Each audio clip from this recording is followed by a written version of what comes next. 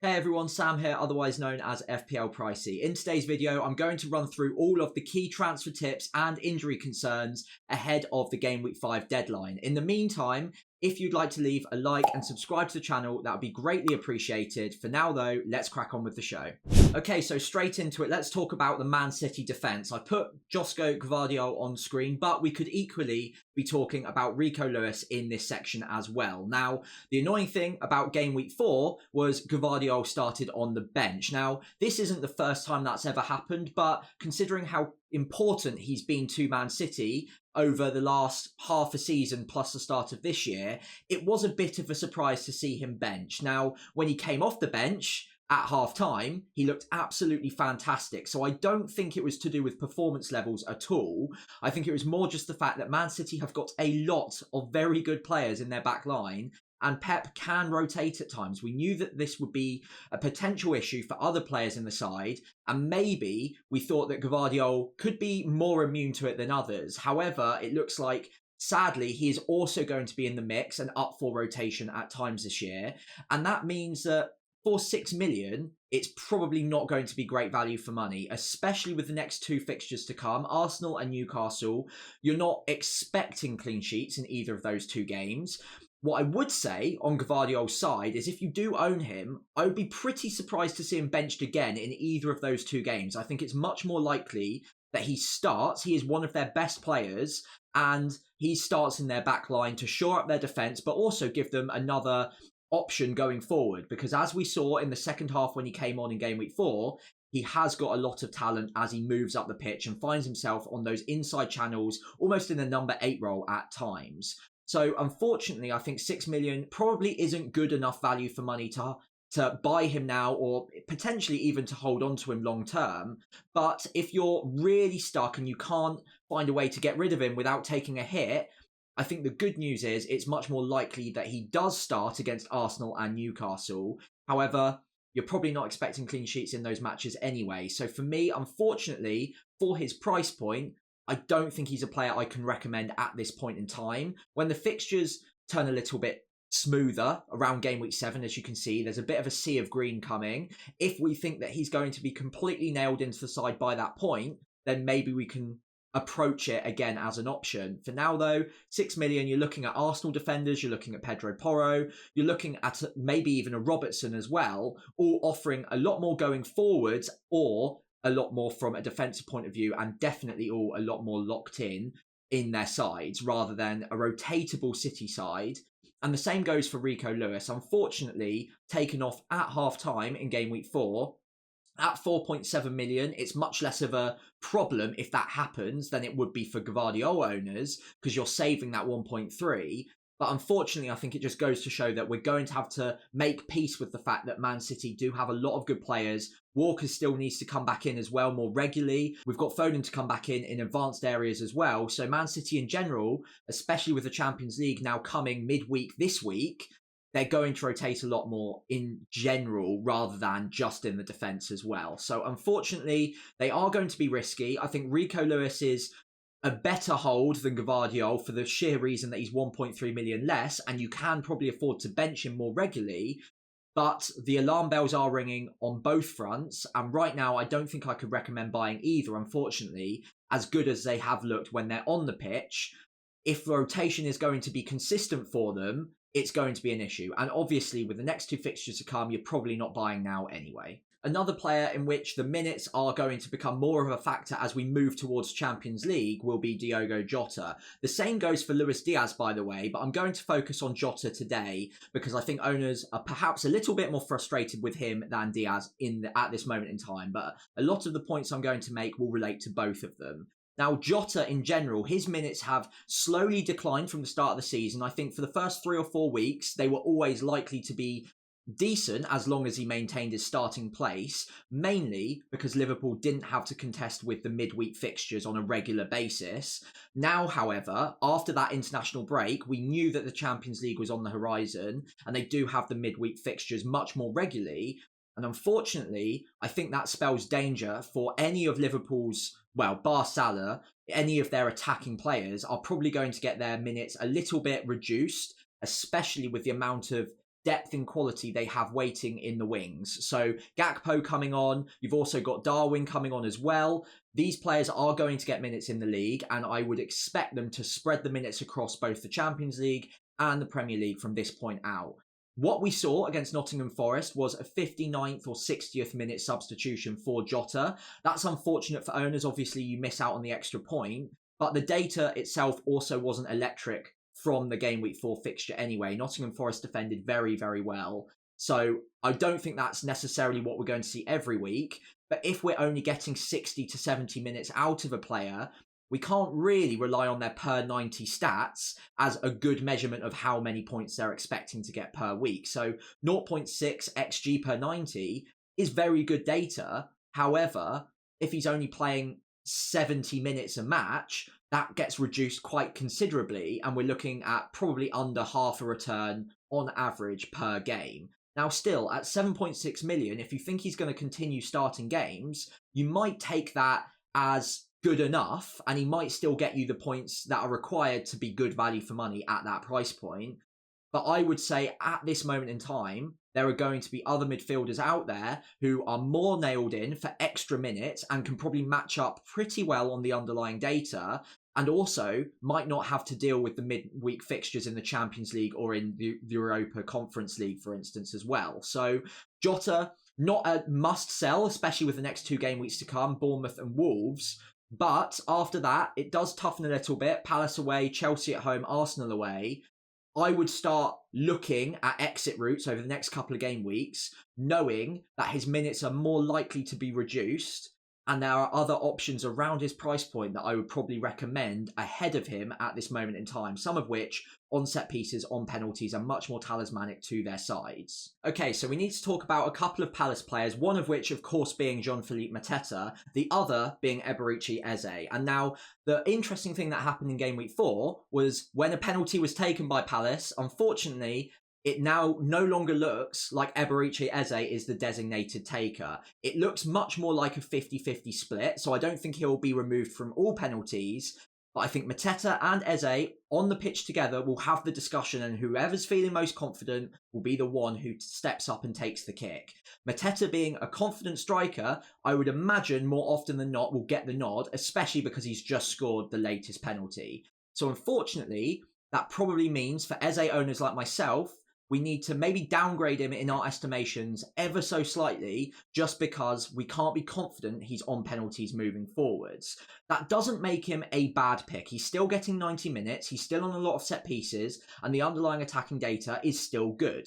So it's not me saying that he's a definite sell by any means, and obviously the fixtures to come are looking generally pretty decent at the moment as well. So Eze, still a good pick, but maybe ever so slightly less good than if we thought he was still on penalties. He's also been points dodging like crazy, so very, very unfortunate the last few weeks to not get more than he has gotten so far. Mateta, on the other hand, is looking more and more convincing as an option in our FPL sides in that forward line. So far this season, he hasn't been on the hottest run of form, but he looked great in the Olympics. He looked great at the back end of last season, of course, as well. So this is a very decent striker, and he's got good underlying data already this season. Bolstered, of course, by that one good game week in game week 4. So it's a very short sample size. Let's not get carried away.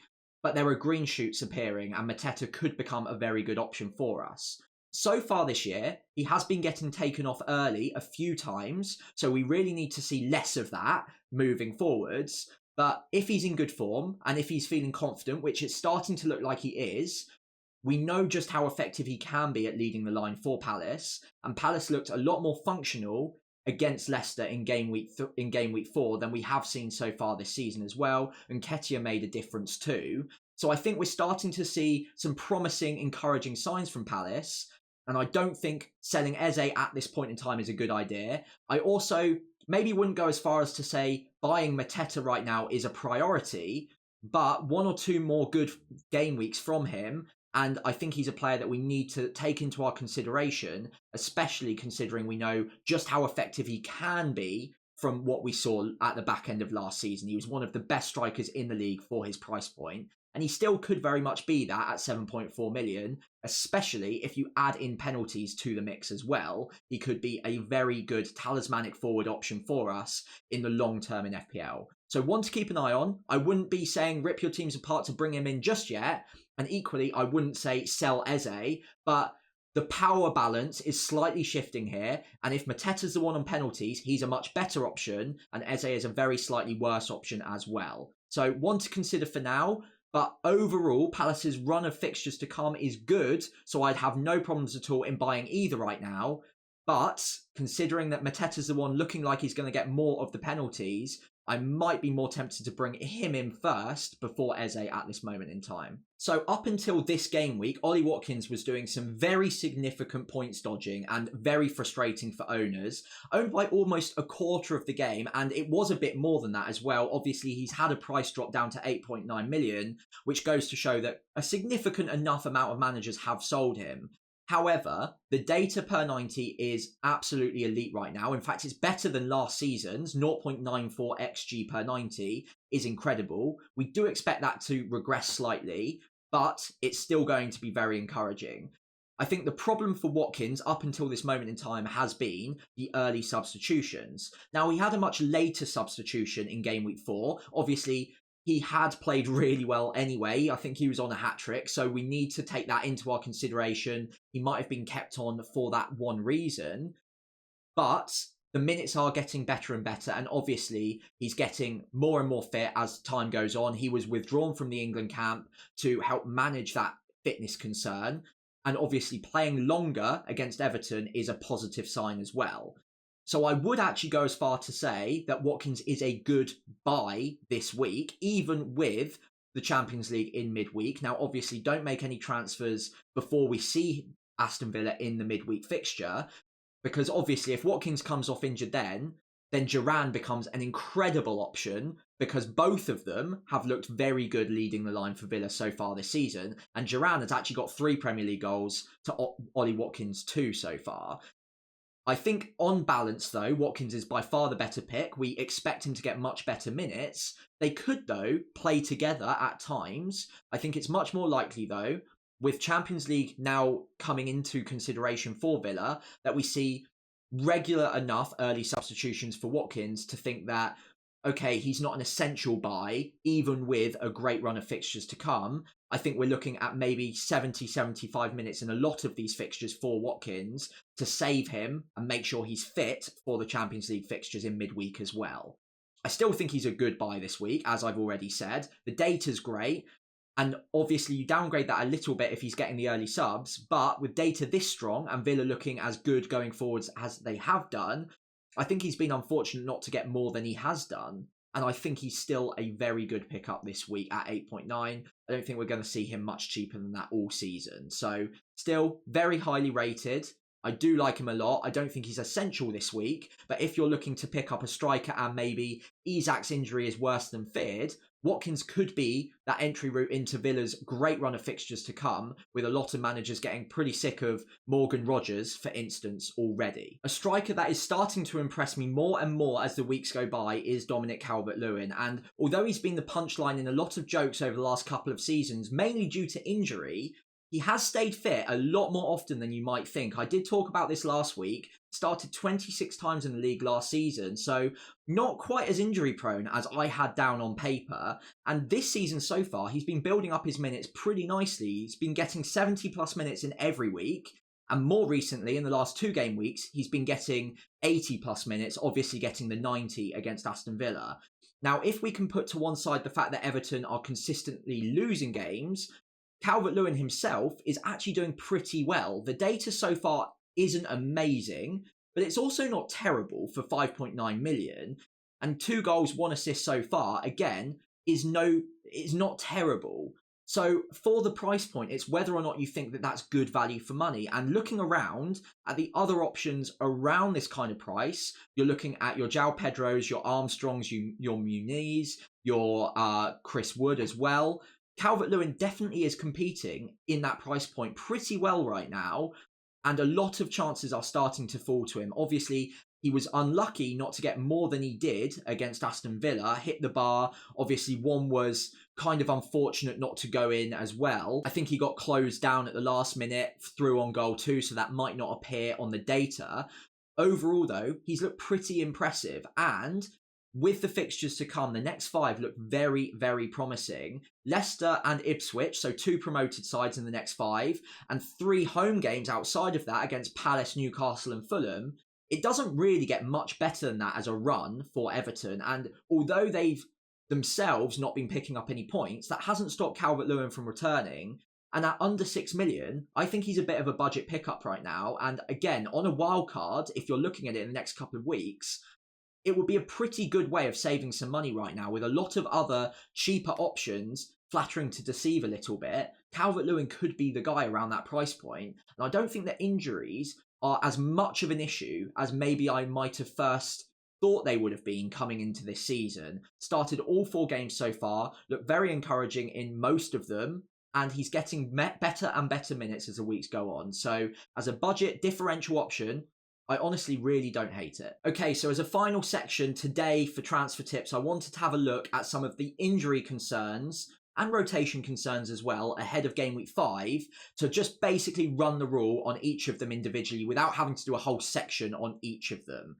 First off, Alexander Isak. I'm recording this just after the Newcastle Wolves game. Obviously, Isak came off at halftime. Very unfortunate for owners, including myself.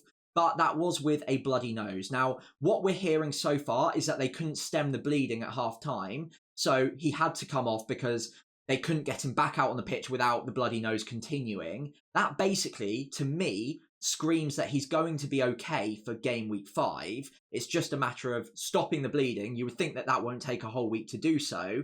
Maybe just resetting the nose a little bit if it is broken. And we've seen footballers continue and play the next game week after those sort of problems. Now, obviously, we'll get press conference news, so don't make any sort of moves either way beforehand. But as it stands, I'm not currently too concerned about Isak, although, of course, I will have my team selection video later this week where I'll have a bit more information to use and run the rule on whether or not I think he is a safe player to hold for game week 5. For now, though, not too concerned. I think it's much more of a in-game issue that we're not going to have to worry about this time next week. Next up is João Pedro. Now, that is a very, very strange one. We didn't hear anything about any sort of knock going into the game week, but unfortunately, Hertzler did come out and say that that is the reason that he missed game week 4 because he had a slight knock when he came back from international duty. We weren't to know. That is very unfortunate for anyone that bought him in. And obviously Hertzler didn't give us that information pre-deadline. So unfortunate as it is, I think that the way he's spoken about it says that it is probably going to be a fairly minor thing. We don't expect it to be a long-term problem. And obviously, I probably wouldn't be selling him at this point in time just because of that one game week issue. It is very frustrating, but I wouldn't be maneuvering him out of my side until we hear more information. Obviously, if it's more severe, we could look at replacements like Calvert-Lewin, as I've already discussed in this video. For now, though, he himself is a very good player for FPL at the moment. You don't want to be selling him if he's not injured in game week 5. So we're going to have to wait and see. But I do think it's likely that he comes back in straight away unless it's more severe than we're currently hearing from the rumours so fur.